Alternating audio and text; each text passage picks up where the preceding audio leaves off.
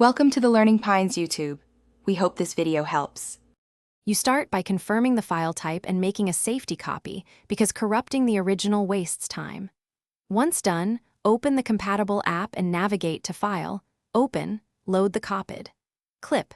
You do this to preserve the original and ensure the app reads metadata correctly. Make sure to note the file size and extension so you can spot partial transfers.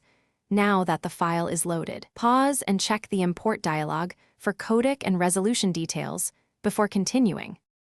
You'll work through the middle by isolating segments on the timeline and making non-destructive trims. This preserves rollback options. Then adjust codec, bitrate, frame rate, and resolution so output matches your target platform. These choices affect quality and file size. Once you place markers and align audio, scrub through to verify sync and transitions.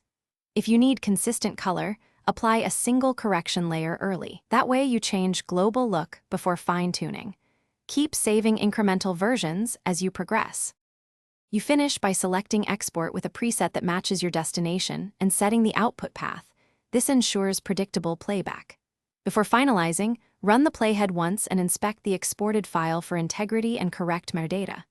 If the export fails or the file is corrupted, re-import your working copy, confirm codecs are installed, and retry using a lower bitrate or different container.